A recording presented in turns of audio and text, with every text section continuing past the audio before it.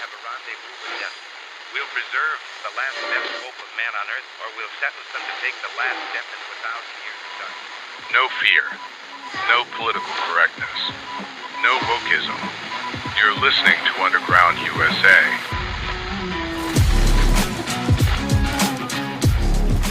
Thanks for downloading, listening, and sharing. My name is Frank Salvato.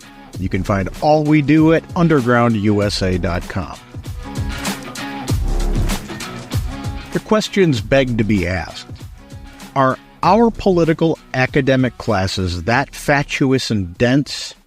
Or are they so jaded in their partisanship that they're willing to commit an actual insurrection against the American people because of their political power greed? Such is the question that we are presented with in scrutinizing an opinion editorial in The Hill. And by the way, if you're under the delusion that the publication The Hill is fair and balanced or conservative, you're smoking something Hunter Biden would share. This op-ed is by two established far-left operatives, Evan Davis and David Schulte.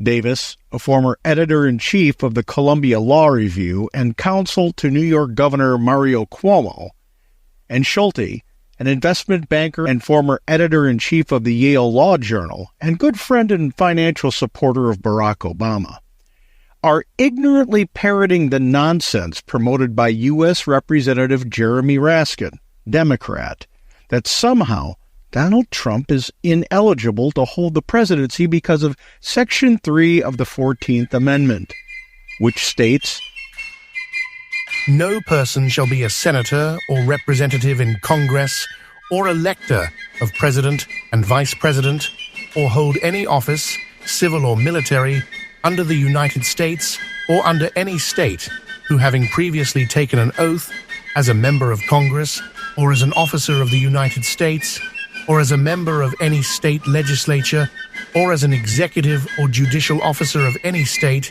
to support the Constitution of the United States shall have engaged in insurrection or rebellion against the same, or given aid or comfort to the enemies thereof." Davis and Schulte, like Raskin, insist that there has been some sort of adjudication that insurrection occurred on January 6, 2021, and that it was planned and executed by Donald Trump.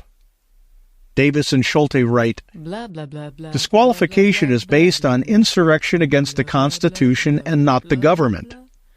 The evidence of Donald Trump's engaging in such insurrection is overwhelming. The matter has been decided in 3 separate forums, 2 of which were fully contested with the active participation of Trump's counsel.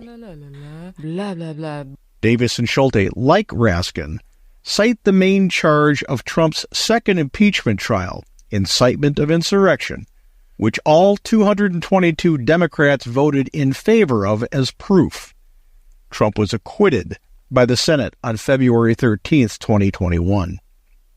Davis and Schulte went on to cite the Colorado 5-day judicial due process hearing, during which the court found, by clear and convincing evidence, that President Trump engaged in insurrection as those terms are used in Section 3.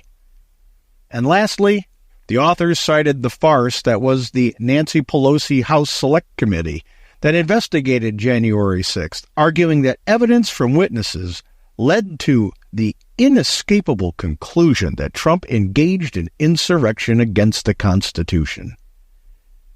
For men educated at Ivy League universities, these two are as constitutionally illiterate and devoid of critical thinking skills and common sense as they come. But for maybe Raskin. Let's take each piece of evidence in reverse order. The House Select Committee's investigation of the events of January 6th was contested in its legitimacy from the start because the minority party was denied the right to seat members from its caucus, thereby making the exercise one of political persecution and partisan politics. Further, the committee selectively presented evidence to support a predetermined narrative. The committee cherry-picked evidence and refused to release or discuss all relevant information, particularly anything that might contradict their findings or narrative. This includes exculpatory evidence which was hidden or not adequately explored. In addition, a former ABC News producer helped stage the hearings, and it's easy to see that the committee was more focused on creating a compelling narrative for public consumption than on conducting a legitimate investigation. Then there's Davis and Schulte's citation of the Colorado court hearing. Not a trial, but a hearing, and a hearing that invalidated itself from the very beginning.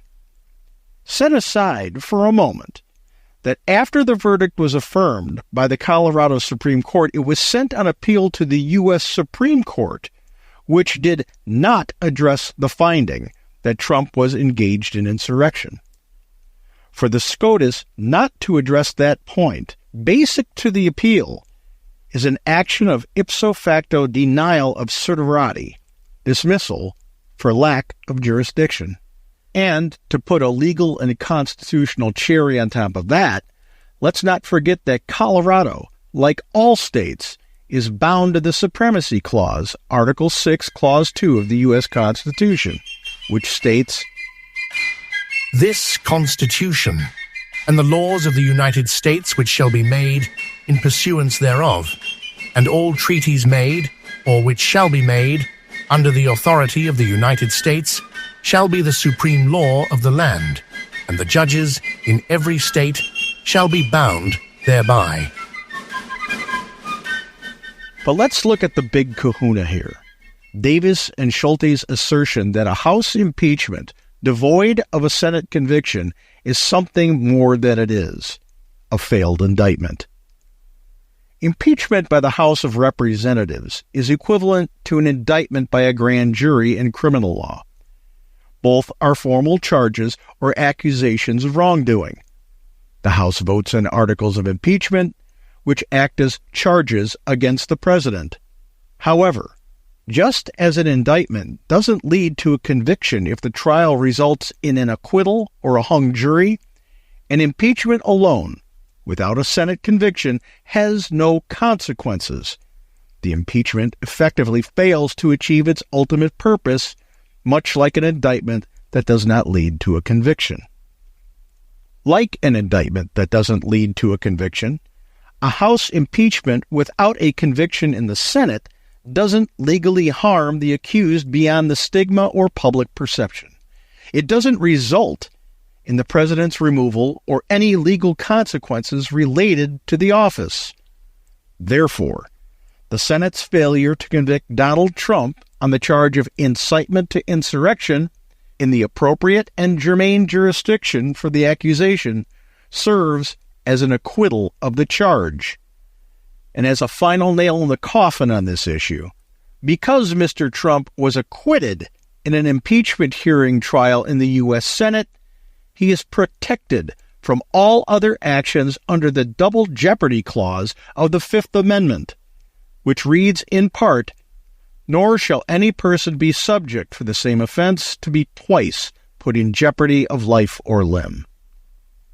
I discussed this singular point in more depth in an article titled, "Excuse Me, Trump has already been acquitted on insurrection charges," available at undergroundusa.com. And so it would seem that the cancerous infection of Trump derangement syndrome is so pervasive on the political and ideological elitist left that they are not only willing to trample the U.S. Constitution and the established rule of law to get their way, but they're also willing to enact an actual insurrection against the American people in their attempt to deny an election mandate. So, who are the election deniers? Who is attacking our democracy, our constitutional republic?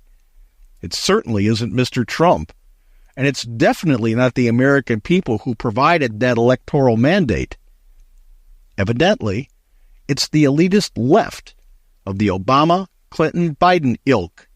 You know, the ones who have delivered us to one of the most embarrassing times in American history, bar none. I have a learned and worldly friend who is perpetually amazed at how the so-called educated and elitist classes can be so astonishingly foolish. She often ponders a relevant question. How can individuals with such impressive credentials and book smarts be so incredibly dumb? I suggest that question be asked about Davis and Schulte. If you like the podcast, please head on over to undergroundusa.com. Sign up for our Substack. Comes straight into your email inbox, circumventing the censors and the social media fact-checkers. Avoiding them is usually a very good thing for truth and fact.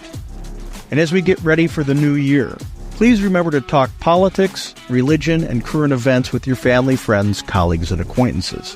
When we have those conversations, respectfully, using facts, and listening just as much as we speak, we come to the realization that we have much more in common than we do in difference, and that helps heal the divide that our country has been subjected to by the deep state and the opportunistic far left.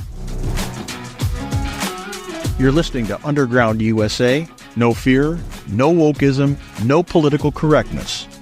My name is Frank Salvato.